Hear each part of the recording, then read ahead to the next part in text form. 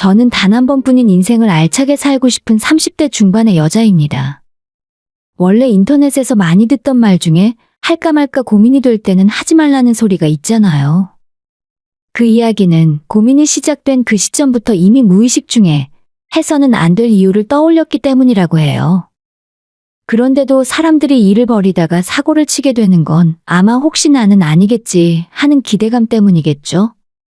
저 역시도 그런 실수를 똑같이 하게 되었습니다. 제 결혼 생활이 실패한 것도 어쩌면 저의 아니란 기대감 때문이었던 것 같아요. 눈앞에 가시밭길이 펼쳐져 있다는 걸 알고 있으면서도 내 사람만은 다를 거라는 근거 없는 믿음이 저를 부추기고 말았거든요. 결론은 지금처럼 이렇게 이혼녀가 되어버렸지만요. 그럼에도 불구하고 제가 이렇게 살아온 이야기를 많은 사람들에게 꺼낼 수 있게 된 건 한 번의 실패 이후 달라진 제 인생이 오히려 전화위복이 되었기 때문입니다. 저희 친정집은 꽤 부유한 편에 속했어요. 아빠가 예전부터 사업을 크게 하신 덕도 있지만 본가와 외가 모두 어느 정도 재산이 있는 집안이었기 때문입니다. 하지만 그놈의 돈 때문에 우리 가족 친척들은 늘 얼굴을 붉히고 살았어요. 특히 형제 자매 간의 우애는 엿바꿔 먹을 정도로 없었고 늘 상대방의 흠집을 잡고 험담을 하며 싸움을 해대고 있었죠. 철이 들면 좀 나아지려나 싶었지만 오히려 그 반대였습니다. 예전부터 사이가 안 좋았는데 나이를 먹으니 더 심하게 싸우고 점점 더 사이가 멀어지게 되었습니다.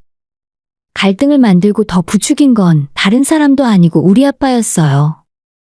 예전부터 식구들이 다 모이면 저희 오빠와 언니가 다 있는 앞에서 유산 이야기를 자주 꺼내셨고 절대 공평하게 나눠주지 않겠다고 말씀을 하셨거든요.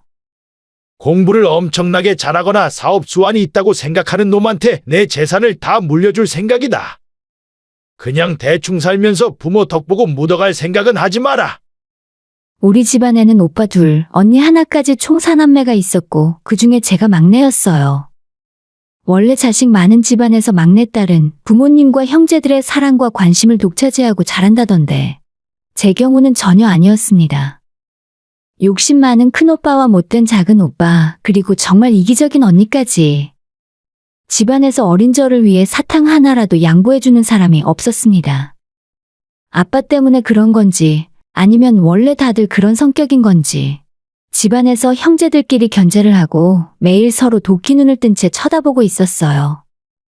한 가지 다행스러운 점은 제 언니 오빠들은 다들 돈 욕심이 많았지만 공부에는 전혀 재능이 없었다는 점입니다. 큰오빠는 삼수를 하면서까지 겨우 지방에 있는 대학에 들어갔고 언니는 일찌감치 한국에서 좋은 대학 가긴 글렀다고 판단을 한 건지 부모님께 말씀을 드리고 미국으로 유학을 갔고 LA에서 대학 같지도 않은 대학을 졸업하는데 7년이나 걸렸어요. 7년 동안 미국 생활을 하다 왔지만 아직도 외국인 앞에 서면 제대로 된 미국 영어 한마디도 못하는 건 우리 집안의 공공연한 비밀입니다. 그나마 셋 중에 작은 오빠가 공부를 조금 하는 편이었지만 그래봤자 스카이는 고사하고 간신히 서울 안에 있는 대학에 들어갈 정도였어요. 이러니 아빠가 자식들 공부 이야기가 나오면 친구분들이나 친척들 앞에서 고개를 들지 못하고 사셨죠. 그런데 하필이면 우리 아빠 친구 중에 아빠 회사에서 일하시는 분이 있는데 그 친구분 아들이 연세대에 덜컥 합격을 했다 하더라고요. 저희 집안 언니 오빠들처럼 비싼 고액 과외를 받아본 적도 없고 인터넷 강의 들으면서 혼자 공부해서 명문대에 들어간 아들 덕분에 아빠 친구분은 평소와는 다르게 어깨 쫙 펴고 큰소리 떵떵 치게 되었습니다. 원래 돈 자랑보다 더 신나는 건 자식 자랑이라 하잖아요. 아빠 친구분들 자주 모이는 동창 모임이 있는데 그 자리에서 아들 자랑을 하면서 우리 아빠의 심기를 많이 건드린 모양이에요. 저녁 늦게 술자리를 마치고 돌아온 아빠는 냉장고를 열어 생수를 한 병 그대로 벌컥벌컥 들이키시더니 가족들 다 들리게 이렇게 말씀을 하셨습니다.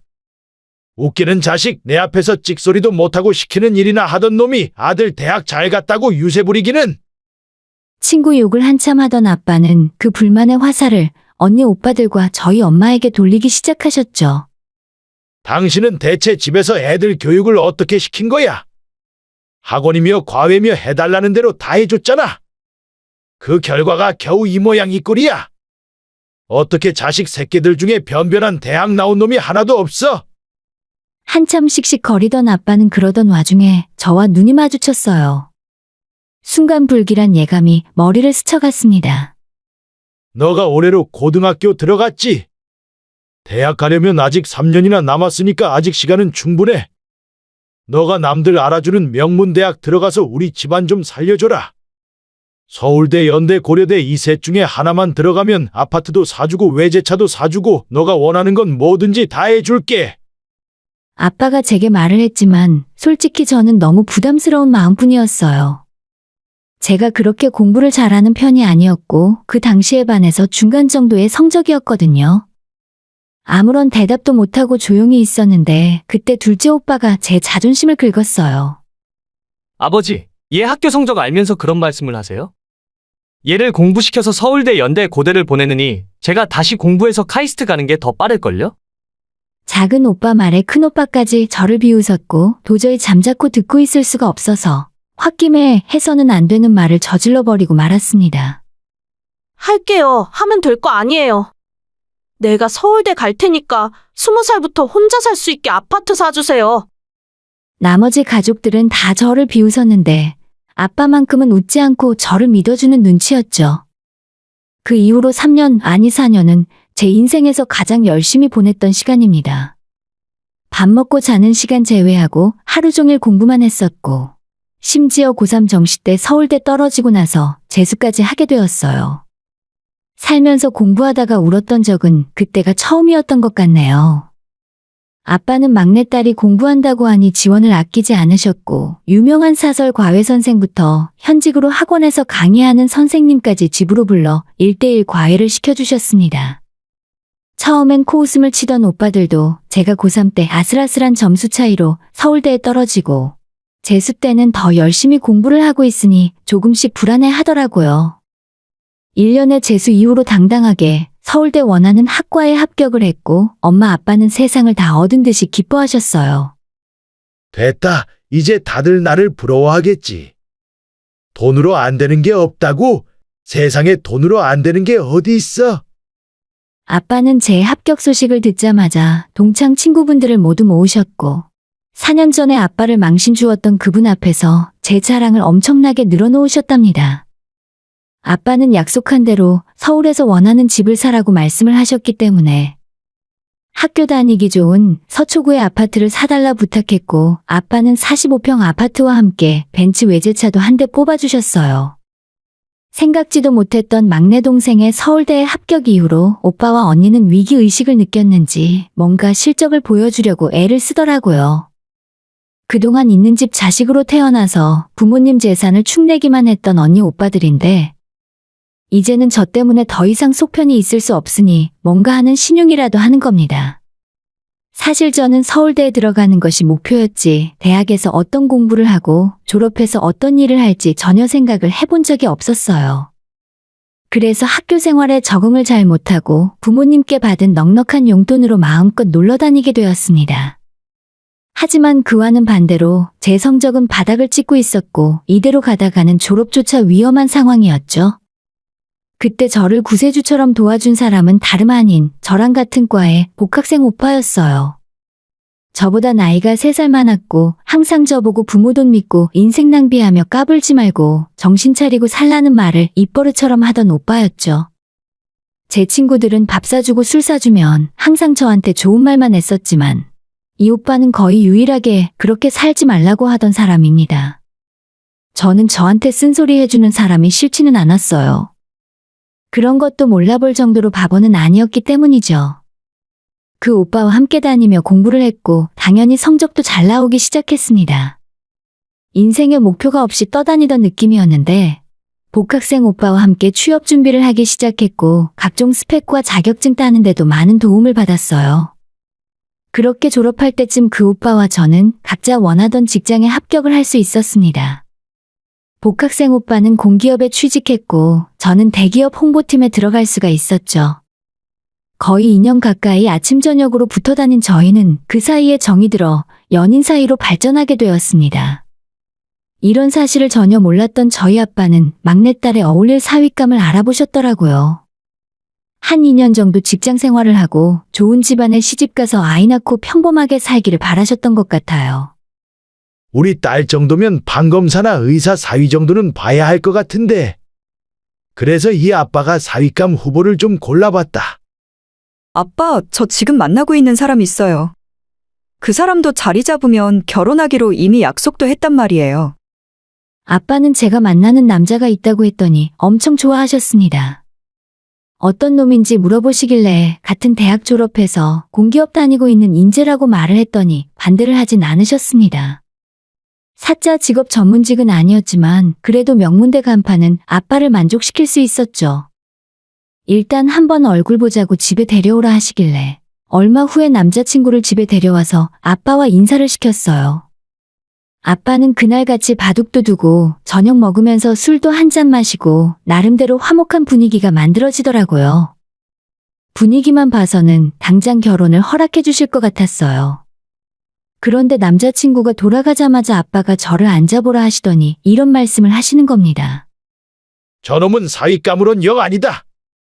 내가 몇 마디 해보니까 남자가 꿈이 없어.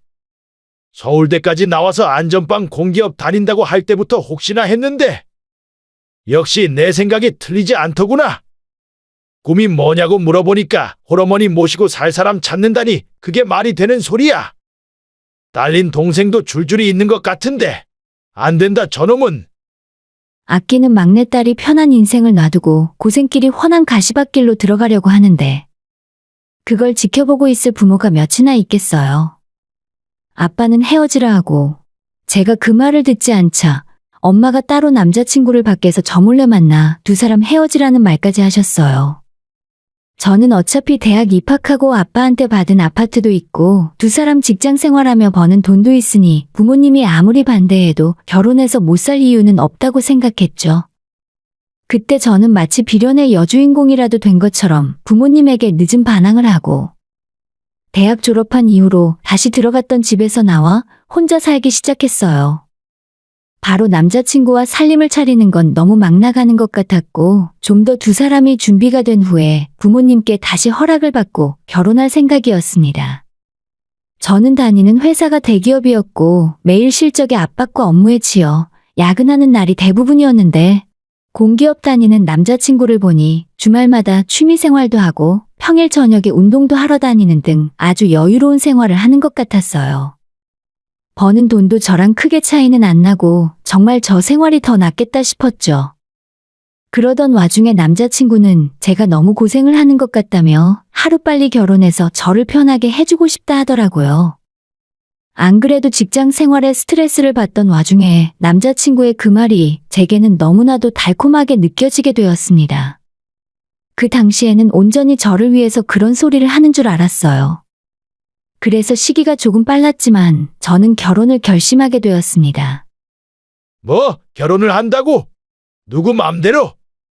내가 분명히 이야기하는데 너가 그놈이랑 결혼하면 나중에 너한테는 10원짜리 하나 안 남겨줄 줄 알아. 저는 어차피 두 사람 모두 돈도 잘 벌고 있고 더 이상 부모님 지원 없이도 결혼하는데 아무 문제 없으니 상관 말라고 폭탄 선언을 해버렸어요.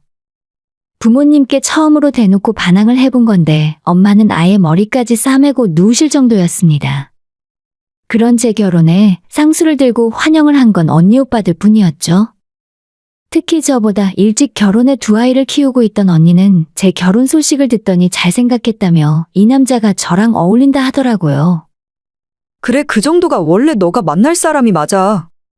그러고 보니 코피 터지게 공부해서 서울대는 뭐 하러 갔니? 집안일 도와주는 남자 만나서 퍽이나 좋겠다. 결혼식도 올리기 전부터 초를 치는 언니 때문에 짜증도 났지만 나중에 살고 보니 그 말이 완전 틀린 소리는 아니었습니다. 아무튼 자식 이기는 부모 없다고. 결국 저희 부모님은 허락을 해주실 수밖에 없었고 제 결혼식에도 참석을 하셨습니다. 하지만 아빠는 끝까지 남편을 사위로서 인정하지 않으셨죠.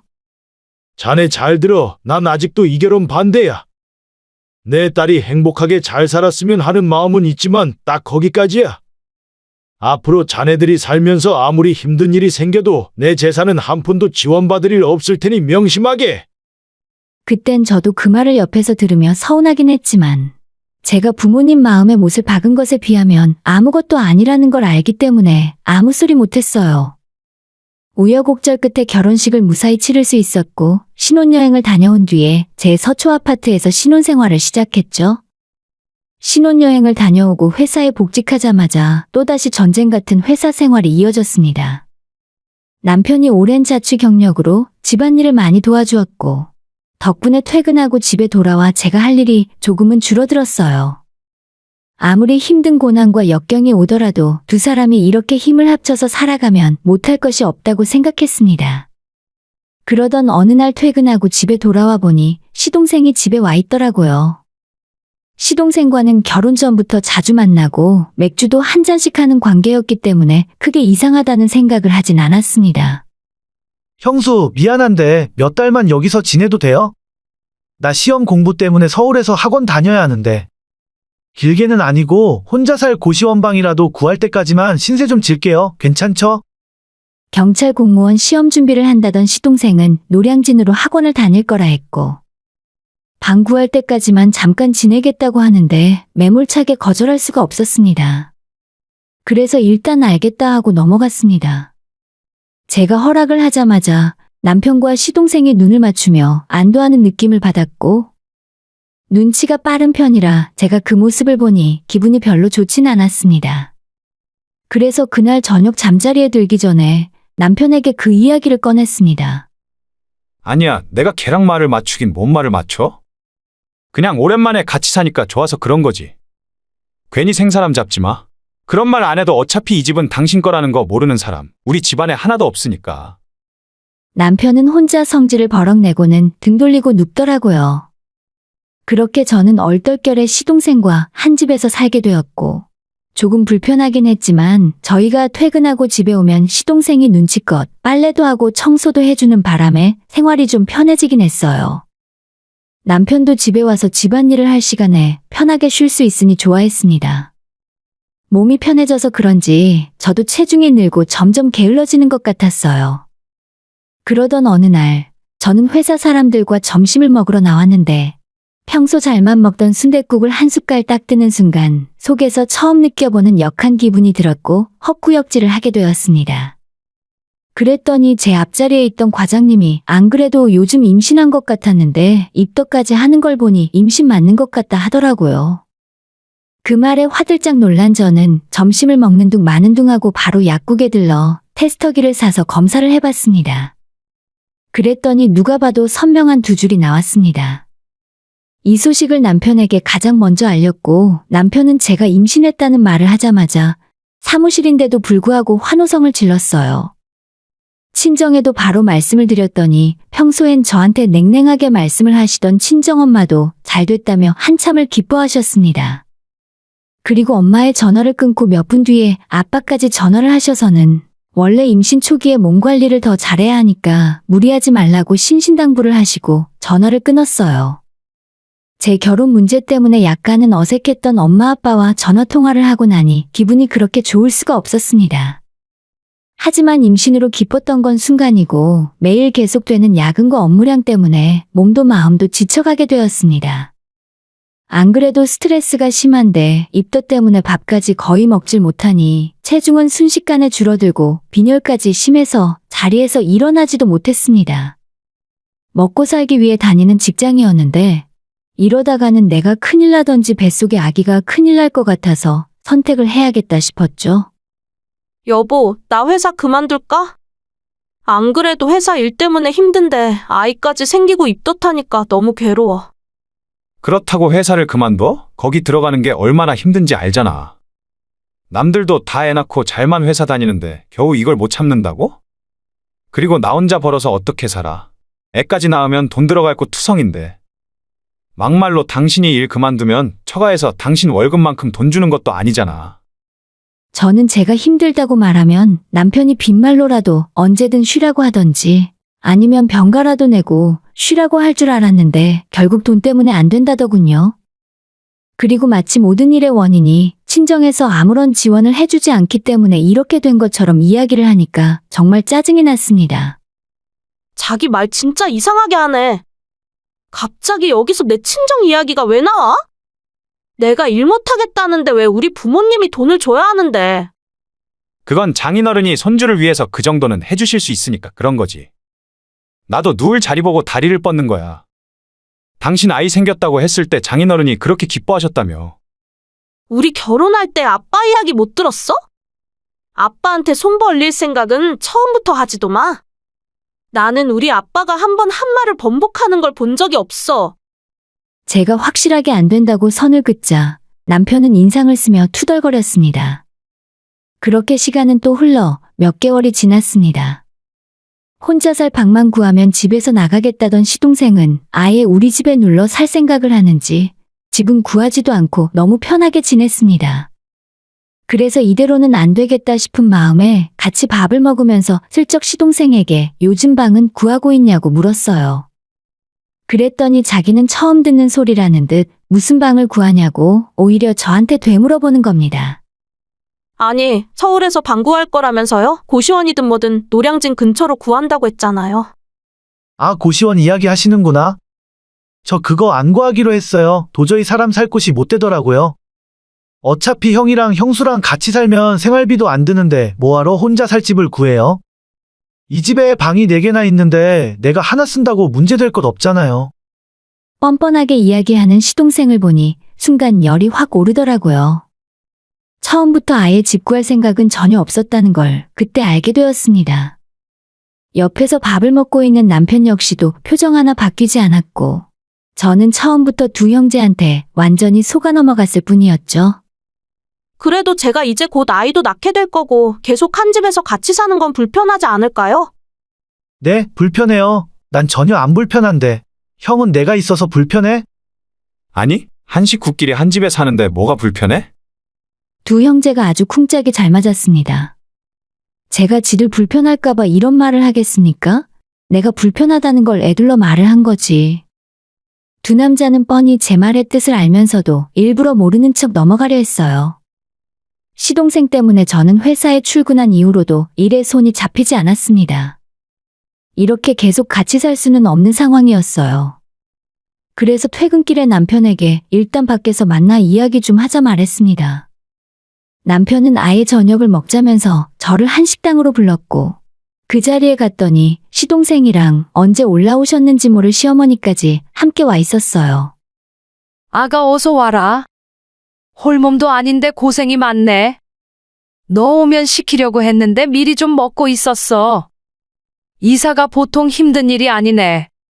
그나저나 너네 집이 어찌나 넓은지 내 짐이 다 들어가도 자리가 널널하더라. 네? 어머님 그게 무슨 말씀이세요? 이사라뇨? 그러자 개걸스레 밥을 먹고 있던 남편이 이런 소리를 하는 겁니다. 오늘부터 우리 집에 엄마도 같이 살 거야. 시골집 정리하고 올라오셨거든. 논이랑 밭도 다 팔 생각이라 부동산에 내놨어. 이제부터 넷이 같이 살자. 자기 애 낳으면 우리 엄마가 다 봐주실 테니 걱정 말고 일에만 전념해. 남편은 별일 아니라는 듯이 어머님과 합가 이야기를 해놓고 계속 밥만 처먹었습니다. 그런 남편에게 정말 화가 났지만 시어머니 앞이라 얼굴 붉히고 소리를 지를 수도 없는 노릇이었습니다. 그래서 어느 정도 식사가 마무리되었을 때 조용히 남편을 밖으로 불러냈죠. 아니, 이게 이렇게 아무렇지도 않게 결정할 일이야. 적어도 나한테 미리 이야기는 했어야 할 거 아냐? 어머님 이사 다 해놓고 나한테 통보하듯 이렇게 말을 할 수가 있어? 당신 힘들다며? 지금도 힘든데 애 낳으면 어떻게 애 볼 생각이었어? 일을 그만둘 수도 없는데 누군 이러고 싶어서 이런 줄 아냐? 그러게 자기가 장인어른한테 이야기 잘해서 한 달에 300만 원 정도만 받아왔어도 일 그만두고 집에서 애만 키울 수 있잖아. 괜히 내 탓하지 마. 전부 너 때문이니까. 저는 남편에게 아무리 그래도 이건 아니라고. 우리 집에서 시동생이 있는 것도 불편한데 어머님까지 있으면 나는 못 산다고 말을 했습니다. 그리고 자꾸 왜 우리 아빠한테 돈을 받아오라는 소리래?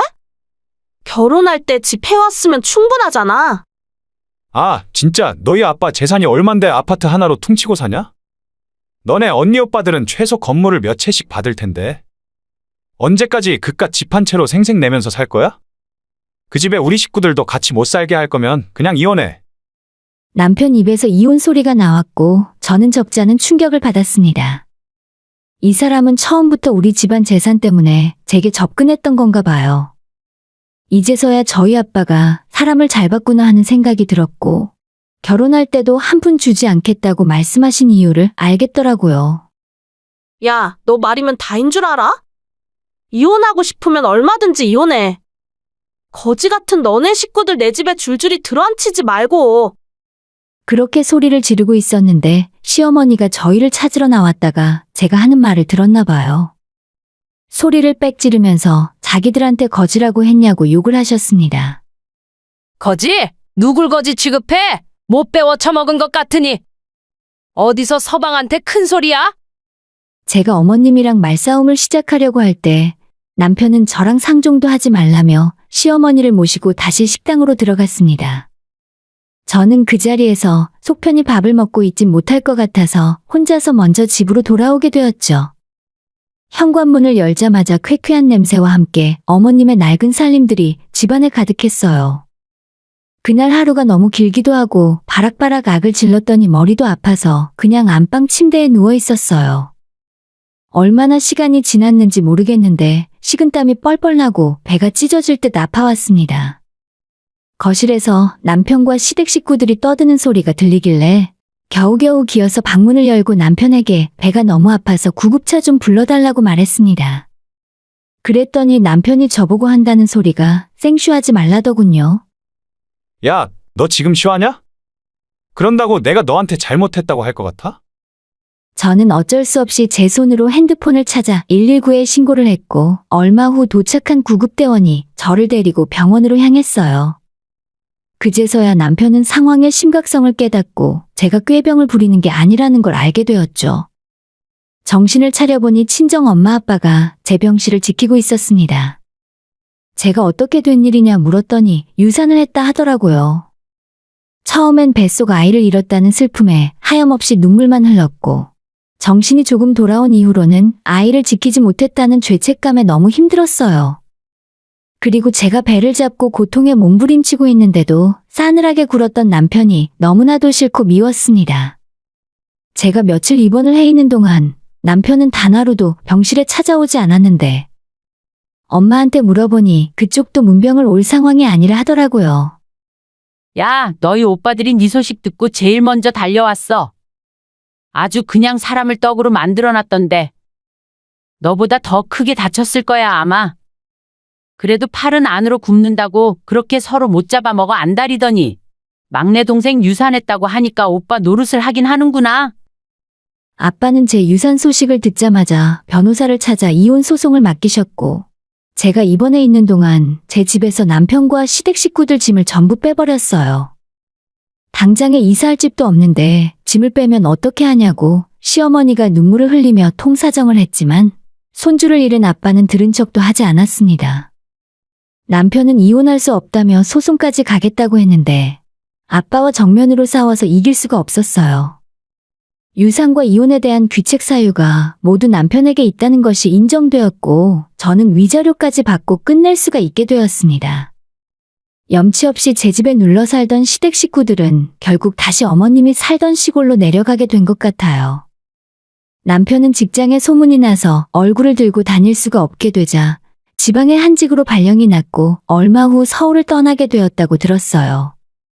지금은 저도 몸조리가 어느 정도 끝났고 아빠의 도움을 받아 다시 직장에 취직을 해서 일을 하고 있습니다.